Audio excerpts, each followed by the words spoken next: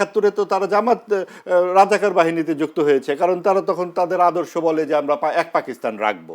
কাজেই যখন যেটা প্রয়োজন হয় জামাত তো তাই করে। এখন তাদের প্রয়োজন হয়েছে এনসিপি কে সাথে নেবে, কারণ এনসিপি একটা প্রগতিশীল তারুণ্যের শক্তি, তাকে যদি সাথে নেওয়া যায় তাহলে ৭১-এর বিতর্কিত ভূমিকাটা ফিল্টার্ড হয়ে যায়।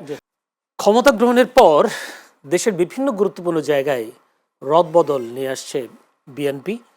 যদি বলি 22 ফেব্রুয়ারি স্থানীয় সরকার বিভাগের এক প্রজ্ঞাপনে ঢাকা উত্তর দক্ষিণ সহ 6টি সিটি কর্পোরেশনে প্রশাসক নিয়োগ করা হয়েছে।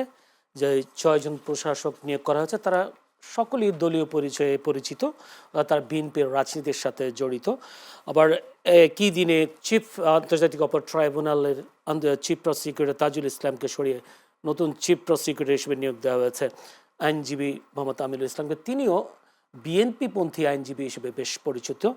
আবার আজ যদি বলি পুলিশের নতুন মহাপরিদর্শক হিসেবে নিয়োগ পেলেন আলী হোসেন ফকির।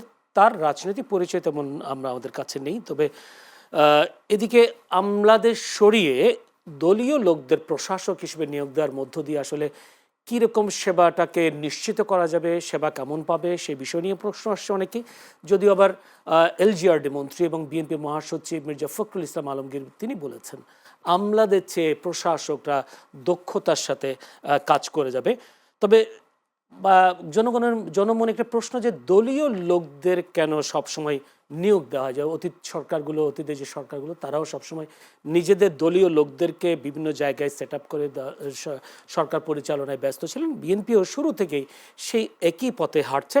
তো এমন প্রশ্ন কেন বা দলীয় নিয়োগ সংস্কৃতি থেকে বের হতে পারছে না সরকারগুলো, বা যদি বলি নতুন বাংলাদেশে বিএনপিও কেন দলীয় সংস্কৃতির নিয়োগ সংস্কৃতি থেকে বের হতে পারছে না, এই বিষয়টা নিয়ে অনেক প্রশ্ন উঠছে জনমনে। কিংবা যোগ্য লোক কি থাকার পরেও কি এই নিয়োগ দেওয়া হচ্ছে না, এমন প্রশ্ন উঠছে। দর্শক, আমরা একটু আলোচনা করতে চাই বিষয়ে। আমরা সেই জন্য আলোচনার বিষয় নির্ধারণ করেছি দলীয় নিয়োগ সংস্কৃতি থেকে বের হওয়ার উপায়। আলোচনা করবার জন্য স্টুডিওতে উপস্থিত আছেন আমার ডানে আছেন মাহবুব আজিজ এবং সাংবাদিক ও কলামিস্ট। মাহবুব আজিজ, আপনাকে অসংখ্য ধন্যবাদ। আছেন রাশেদ খান, বিএনপি নেতা। রাশেদ খান, আপনাকেও অসংখ্য ধন্যবাদ সময় দেওয়ার জন্য। দর্শক, পুরো অনুষ্ঠান জুড়ে আপনাদের সাথে আছি আমি জয়নুল আবেদিন। আমি বলছিলাম দলীয় নিয়োগ সংস্কৃতি থেকে বের হওয়ার উপায়, এই বিষয়টা নিয়ে আলোচনা হবে। সমসাময়িক আজকের বিষয়ে অনেক কিছু আছে, সেই বিষয়গুলো নিয়েও একটু মাহবুব আজিজের কাছে যেতে চাই। যেহেতু যদি বলি সিনিয়র সাংবাদিক, দক্ষ একজন সাংবাদিক, যিনি মাঠে ময়দানে বেশ চষে বেরিয়েছেন, ভালো ভালো রিপোর্ট তার আছে। মাহবুব আজিজ, আপনি কি বলবেন আসলে আমাদের যে অতীত সরকার থেকে শুরু করে বর্তমান সরকার, আমরা দলীয় নিয়োগ সংস্কৃতিকে আমরা বারবার বলতাম, প্রশ্ন দলীয় লোকদেরকে বাস্তবায়ন, দলীয় লোকদেরকে কি বলতো প্রমোট করা হচ্ছে। বিএনপি নতুনভাবে সরকার গঠন করলো, এখনো দেখছি দলীয় লোকদেরকে নিয়োগ দেওয়া হচ্ছে। এইটা কি সে পুরনো সংস্কৃতি নাকি নতুন? ধন্যবাদ আপনাকে, শুভেচ্ছা রাশেদ ভাই আপনাকে। দেখুন, অনেক প্রতীক্ষার পর একটা নির্বাচন হলো এবং এটা গণ অভ্যুত্থানের পর নির্বাচন, এবং গণ অভ্যুত্থান তো আর কোনো একটা সাধারণ ঘটনা নয়। দীর্ঘ ১.৫ দশক কোনো সেই অর্থে নির্বাচন হয়নি। পাতানো নির্বাচন, প্রতারণার নির্বাচন, আমিডামি নির্বাচন, রাতের বেলা ভোট ইত্যাদির পর, এবং রাজনৈতিক দলগুলোর উপরে যেরকম নির্বিচার নিপীড়ন ছিল, এক ধরনের কর্তৃত্ববাদ স্বৈরাচার চেপে বসেছিল। তারপর যেটা হলো গণ অভ্যুত্থানের পর আরেকটি সরকার আমরা দেখলাম 18 মাস। সেই সরকার কি করলো আসলে? সেই সরকার অবশ্যই একটা শেষ পর্যন্ত নির্বাচন দিল নানান তাল বাহানার পর এবং নানান ঘটনা ঘটানোর পর, এবং আমরা দেখলাম যে একটা সাম্প্রদায়িক শক্তিকে এবং একটা ডানপন্থার বিকাশ আমরা তখন সমাজে দেখেছি। এবং বিশ্ববিদ্যালয়ে থেকে শুরু করে প্রশাসনে বিভিন্ন জায়গায় তাদের নিয়োগকৃত অনেককে আমরা দেখেছি তাদের হয়ে কাজ করতে। সেটা এক ধরনের সাম্প্রদায়িক শক্তিকে উস্কে দেবার একটা চেষ্টা ছিল। বিএনপি যখন 2/3 আসনে জিতে 12ই ফেব্রুয়ারিতে যে নির্বাচন হলো, 17 তারিখে দায়িত্ব নিল বিএনপি সরকার, তারা তো তাদের কাজটিই করবে, এটা তো স্বাভাবিক। তারা তো আর অন্য দলের লোকজনকে নিয়ে, প্রথম কথা হচ্ছে নিজের দল, আপনি যখন খেলতে নামবেন আপনি তো বল পাস দেবেন আপনার সহ খেলোয়াড়কে, তারা সেই কাজটি করছে বলে আমার এখন মনে হচ্ছে। তবে সব কিছুরই তো একটা মাত্রা থাকে। আমরা দেখি মাত্র 5 দিন 7 দিন একটি সরকার দায়িত্বে এসেছে, এখনই আসলে সমালোচনা করবার সময় নয়। তারা তাদের মতো করে ঘর গুছাক এবং সেই ক্ষেত্রে অবশ্যই বিশ্ববিদ্যালয়ের ভিসি নিয়োগ প্রক্রিয়াটা সম্পূর্ণ ভুল ছিল। সাম্প্রদায়িক শক্তির যে উত্থান আমরা দেখেছি বিশ্ববিদ্যালয়ের নির্বাচনগুলোতে, সেগুলোর পেছনে তাদের হাত ছিল, প্রশাসনে ছিল। বিভিন্ন ডিসিদের ব্যাপারে আমরা অনেক প্রার্থীর কাছ থেকে অভিযোগ শুনেছি, জেনেছি, অনেক রকম কথাবার্তা, এবং এগুলো তো বোঝাই যায় যে সর্বশেষ গ্রাহ্য যে নির্বাচন 2008 সালে, তখন জামাতের ভোট ছিল শতকরা 4 থেকে 7%, তারা অবশ্য দাবি করে 13, সেই 13% ভোট কি করে 36% হয়ে যায়, এবং আপনি প্রায় 2 কোটির মতো ভোট তারা পেয়েছে।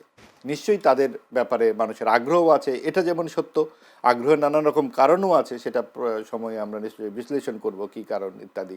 কিন্তু তারপরেও এই উল্লম্ফন, আওয়ামী লীগের অনুপস্থিতি যেমন একটি কারণ, আবার প্রশাসন এবং সরকারি পৃষ্ঠপোষকতাও আরেকটি বড় কারণ। তো সেই ক্ষেত্রে বিএনপি যখন দায়িত্ব নিয়েছে, তাদেরকে অবশ্যই সরকার পরিচালনার জন্যে নিজেদের কিছু লোকজন, সহ খেলোয়াড় তো লাগবেই। এবং আরেকটা ব্যাপার হচ্ছে সেইখানে যেটা খুবই অ্যালার্মিং, যে কখনো কখনো তারা নিজেদের দাপট বা নিজেদের উপস্থিতি বোঝাতে গিয়ে এমন কিছু আচরণ করছে, যেমন পুলিশ দিয়ে মানুষ পেটাচ্ছে সোহরাওয়ার্দী উদ্যানে। বিষয়টা নিয়ে আসবো, যদি আমি এইভাবে প্রশ্নটা করি, ডানপন্থার বিকাশ বেড়েছে আপনি বলেছেন, এখন কি কমে গেছে কিনা, আবার একটা প্রশ্ন। দ্বিতীয় প্রশ্ন হলো, বিএনপি যেহেতু ক্ষমতায়, ডানপন্থার বিকাশ কি তারা দমিয়ে দেবে কিনা? আচ্ছা, এখনই করব, আলাপ করব, ঠিক আছে। ডানপন্থার বিকাশ আসলে তো এই 7 দিনে কমার মতো কোনো কারণ নাই, কারণ 7 দিনে এটি ঘটে সামনের দিকে। হ্যাঁ, মানে এখনই কমার কোনো প্রশ্নই ওঠে না। কারণ হচ্ছে যে এইটা আসলে ধীরে ধীরে ধীরে ধীরে বিকশিত হয়েছে। এটা যেমন আওয়ামী লীগের স্বৈরাচারী শাসন একটা অন্যতম বড় কারণ। সাম্প্রদায়িক শক্তিকে নানানভাবে তারাও প্রশ্রয় দিয়েছে। তারা মনে করেছে এত বড় একটা শক্তি যদি আমার হাতে থাকে, আমার ভোট করতে হবে না, আমি নিজের মতো করে ভোটহীন একটা সরকার চালাবো। কৌমি জননী হয়ে বসেছিলেন তিনি। এটা যেমন সত্য, আবার এটাও তো সত্য 2001 সালে বিএনপির সঙ্গে জামাত জোট বেঁধে সরকারের অংশী হয়েছিল। গুরুত্বপূর্ণ দুটি মন্ত্রণালয়। তাহলে তো আমরা অন্তর্বর্তী সরকারকে দায়ী করতে পারি না। অবশ্যই করব, কারণ তারা বিএনপি সরকার কিংবা তারা মিলে জামাতকে এইভাবে পুনর্বাসন করে, তারা সহ প্লেয়ার রেখেছে। তাহলে জি, সবাই তো করেছে, বিএনপি। আমি যদি একটি কেক খাই আর আমি যদি 55 জন মানুষকে নিয়ে জিয়াফত খাই, এক জিনিস হবে না। বিএনপি তখন একটি কেক খেয়ে অন্যান্য জিয়াফত বন্ধ করে রেখেছিল, আর এই বর্তমান সরকার জিয়াফতের ব্যবস্থা করছে। বর্তমান না তো, অন্তর্বর্তীকালীন সরকার জিয়াফতের ব্যবস্থা করে তারা আওয়ামী লীগকে মাঠের বাইরে ফেলে এই একটা শক্তিকে প্রধান বিরোধী দলের আসনে বসিয়ে দিয়েছে, যেটা দেশের জন্য অনেক বড়। গত 70 বছরে শুধু ভারতীয় নাকি জনগণ বসেছে? জনগণ বসাতে পারেনি এটা, কারণ জনগণ ভোট দিতে পারেনি। অন্তর্ভুক্তিমূলক নির্বাচন এটা হয়নি, কারণ এখানে সবাই অংশগ্রহণ করতে পারেনি। বিএনপি তো, সে তো আর ড্রাইভিং সিটে ছিল না। বিএনপি তো নির্বাচন করতো, বিএনপি তো বলেনি যে আমরা নির্বাচন করব না। বিএনপি যেই পর্যায়ে ছিল সেই পর্যায়ে তো অনেক প্রতিবন্ধকতার পরেও বিএনপি নির্বাচন করেছে। এখন ব্যাপারটা হচ্ছে যে জামাতকে কিন্তু আমি এই কারণে দোষী করছি না, তারা তো তাদের কৌশল প্রয়োগ করবেই। তারা যখন রাজনীতি করতে পারেনি, তারা তখন ছাত্রলীগে গিয়ে যুক্ত হয়েছে, হেলমেট বাহিনীতে যুক্ত হয়েছে। এটা তো দোষের কিছু না, কারণ তারা তো এরকমই করে। 71-এ তো তারা জামাত রাজাকার বাহিনীতে যুক্ত হয়েছে, কারণ তারা তখন তাদের আদর্শ বলে যে আমরা এক পাকিস্তান রাখবো।